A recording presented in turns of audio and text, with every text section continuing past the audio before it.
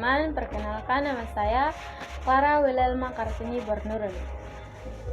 Saya dari kelas B Keperawatan, program studi Ilmu Keperawatan. Di sini saya akan menjelaskan tentang anatomi dan fisiologi tubuh manusia, sistem muskuloskeletal dan sistem integumen. Yang pertama, pengertian rangka dan otot. Rangka atau skelet adalah susunan tulang-tulang yang berkesinambungan. Tidak dapat dilihat dari luar tubuh karena ditutupi oleh daging atau otot, yang berperan dalam melindungi organ dalam tubuh yang lunak. Jumlah tulang berbentuk rangka pada manusia 206 ruas tulang. Rangkaian tulang-tulang inilah yang membuat manusia dapat berdiri tegak. Otot adalah sebuah jaringan koneksi yang tegas. Utamanya adalah berkontraksi yang berfungsi untuk menggerakkan bagian-bagian tubuh, baik yang disadari maupun tidak. Tubuh manusia memiliki lebih dari 600 otot rangka. Otot bekerja dengan cara mengubah lemak dan glukosa menjadi gerakan dan energi panas. Yang berikut, fungsi rangka. Menjadi kerangka yang menopang tubuh, otot yang menempel pada tulang akan menggerakkan rangka. Kedua, melindungi beberapa organ dalam dari kerusakan mekanis. Misalnya, rangka dada melindungi jantung dan paru-paru. Yang ketiga, mengandung dan melindungi sumsum tulang, yaitu suatu jaringan hemopoietik atau pembentukan darah. Yang keempat, menjadi tempat penyimpanan kalsium. Kalsium dapat dipindahkan dari tulang untuk mempertahankan kadar kalsium darah, yang penting bagi pembentukan darah serta fungsi otot dan saraf. Selanjutnya, klasifikasi tulang.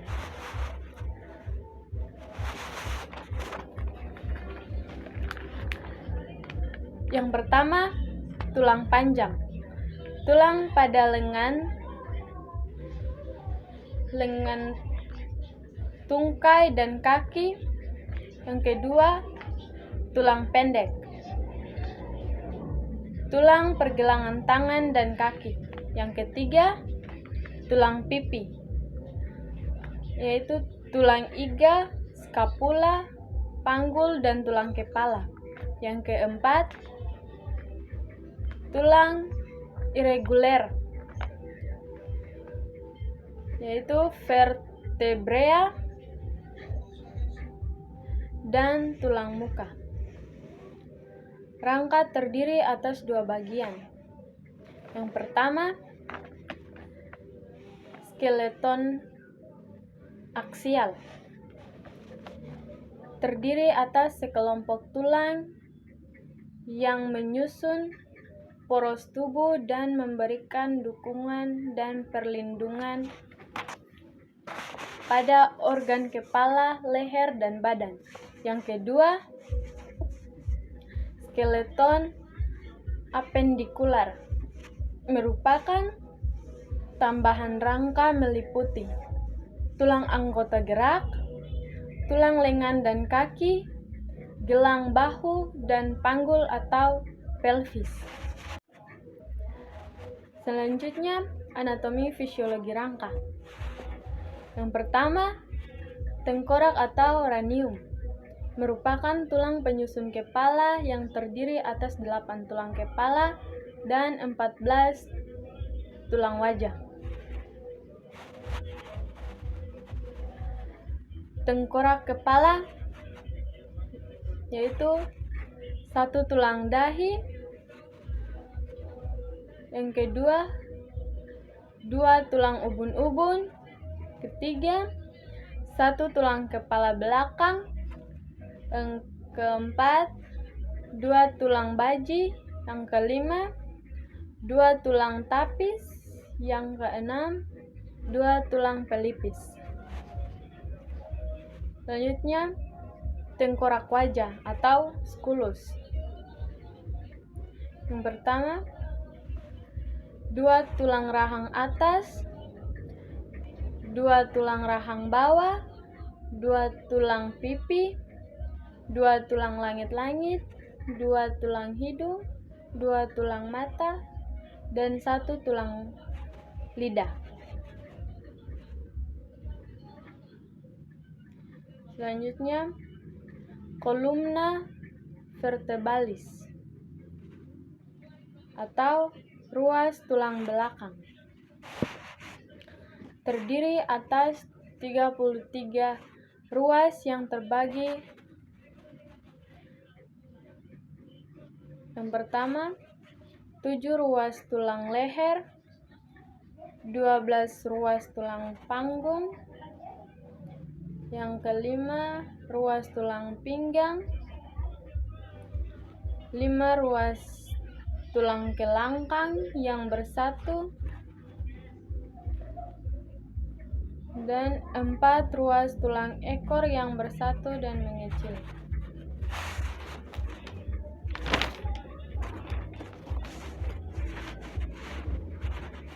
Selanjutnya, rangka iga. Rangka iga tersusun atas 12 pasang iga dan sternum atau tulang dada.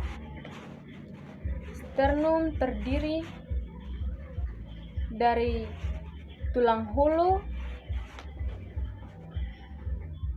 tulang badan, tulang taju pedang, rangka iga atau kosta.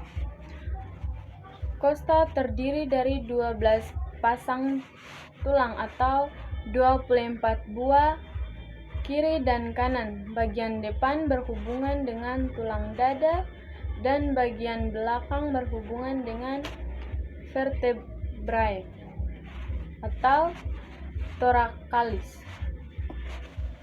Tulang rusuk sejati 7 pasang, 3 pasang tulang rusuk palsu, 2 pasang tulang rusuk melayang.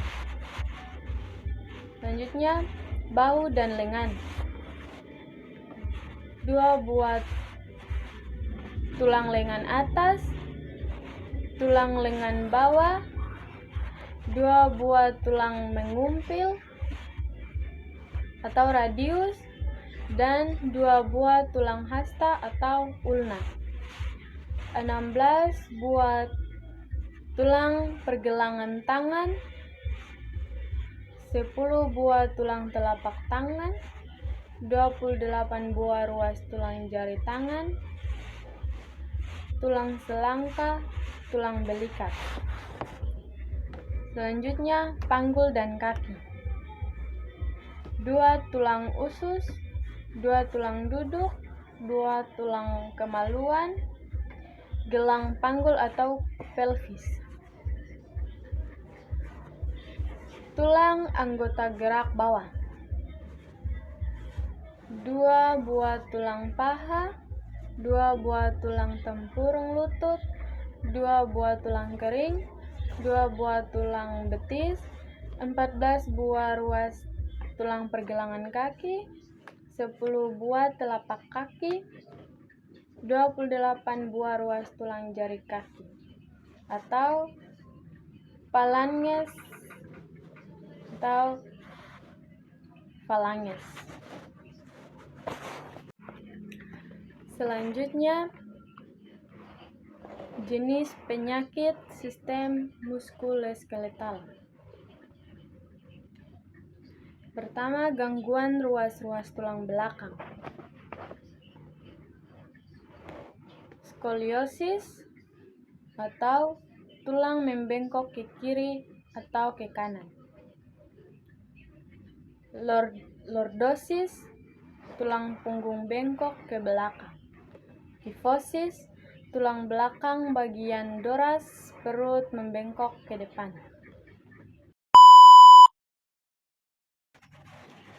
Selanjutnya kita masuk ke sistem integumen. Yang pertama, pengertian kulit.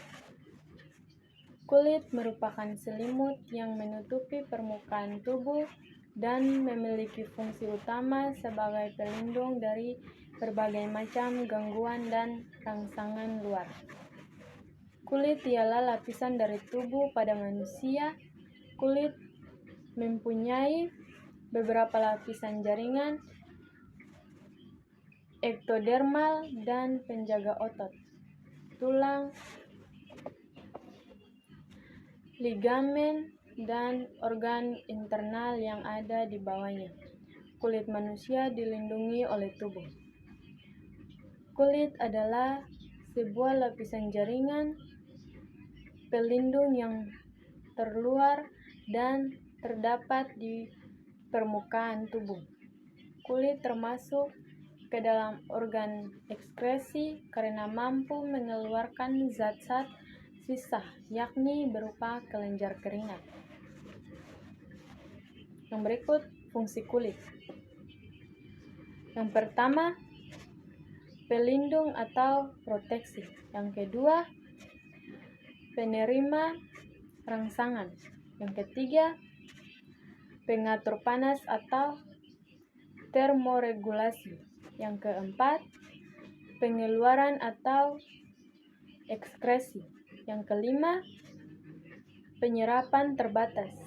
Yang keenam, sebagai penyimpanan lemak. Yang ketujuh, sebagai tempat pembuatan vitamin D. Yang kedelapan, penunjang penampilan. Selanjutnya, anatomi fisiologi kulit. Struktur kulit terdiri dari 3 lapisan, yaitu kulit ari atau epidermis sebagai lapisan paling luar, kulit janggat atau dermis, korium atau kutis, dan jaringan penyambung di bawah kulit atau stela subkutanea, hipodermis atau subkutis. Yang pertama, kulit ari atau epidermis. Epidermis terbentuk dari epitel squamosa bertingkat dan epidermis yang paling tebal terdapat pada telapak tangan dan kaki, dan yang paling tipis terdapat pada kelopak mata, pipi, dahi, dan perut. Sel-selnya disebut keratinosit dan tak ada pembuluh darah kapiler di antaranya, meskipun dapat dibagi sampai 4/5 lapisan. Ada 2 lapisan yang paling penting, lapisan terdalam atau stratum germinativum dan lapisan terluar atau struktum corneum.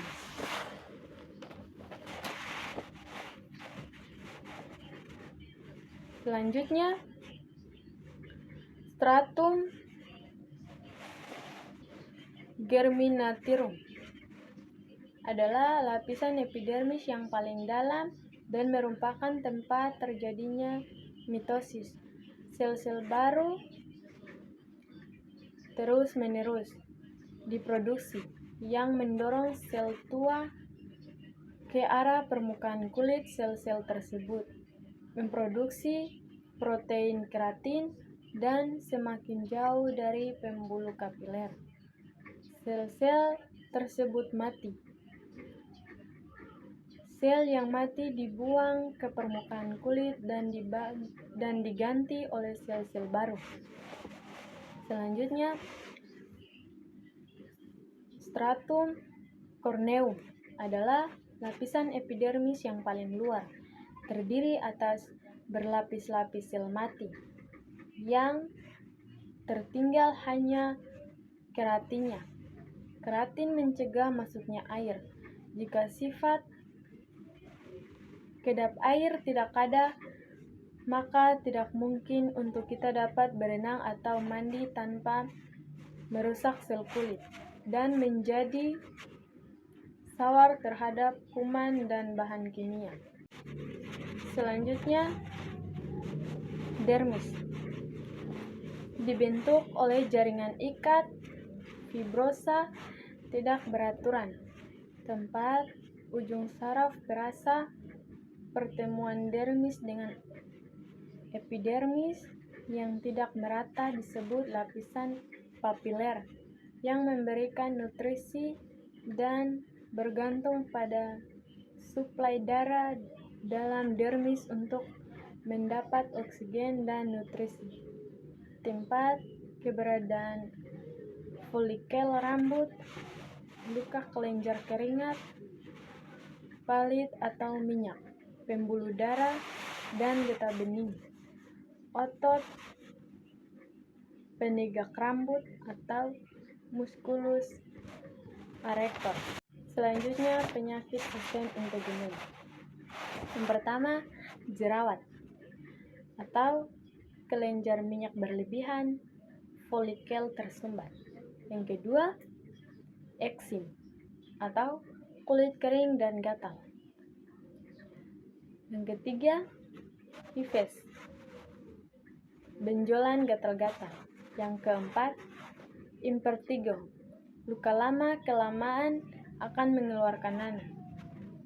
Kelima, helamona, mirip tahi lalat.